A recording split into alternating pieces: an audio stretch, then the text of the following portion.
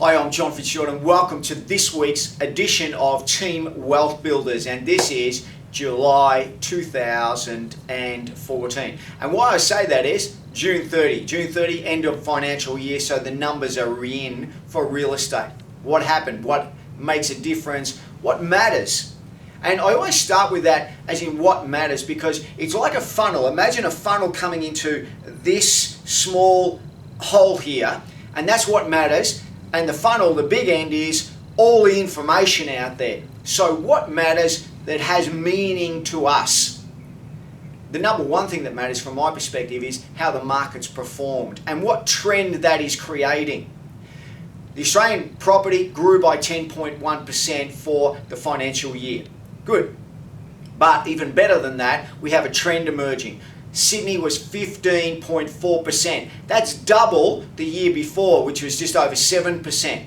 Melbourne is 9.4%, nearly double the year before. But Brisbane is the up-and-comer, 7%, which was more than double the year before. The market's waking up. All the capital cities returned growth. Now that's positive, because you can imagine now that we're educating buyers that they need to pay more. That's very positive, and buyers are paying more. What's underlining it? What's underlining it significantly is listings. So back in 2011-12, listings in Sydney peaked at well over 40,000 listings. Today it's under 20,000. Melbourne massively were up over 50,000, now under 30,000. These are significant changes. Think about that. Listings half of what they were in their peak.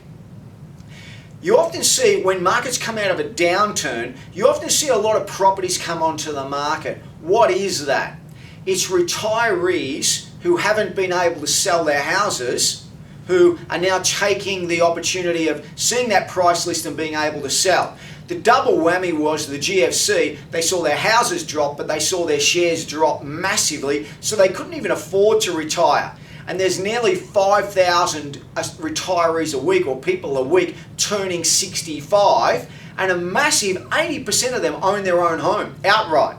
So their biggest nest egg is their own home. They are looking to cash in when they see the opportunity to get that nest egg, because that's got to keep them going for the rest of their lives. And if you're 65, 70, you might need to keep yourself going for another 20, 30 years. So for them, getting $600,000 or $700,000 or $800,000 makes a massive difference, particularly if they don't have a lot of earning capacity. So remember that. Because if I study booms going back through the last two booms, the 80s boom and then the 90s boom, you see the market taking off, 10 to 20% growth for a couple of years. You'll see it skipping, but then you'll see massive turnover where Sydney, for example, 24, 25%. Brisbane 1 year in the last cycle had a 50% price growth just in 1 year. Very exciting times.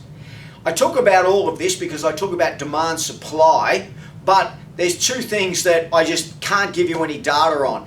Two new buyers in the market, self-managed super funds and Chinese buyers. Self-managed super funds could buy every property in Australia for the next 2 years, every residential property. We've never seen them in the market before because prior to 2009 they didn't exist. That is, you couldn't borrow.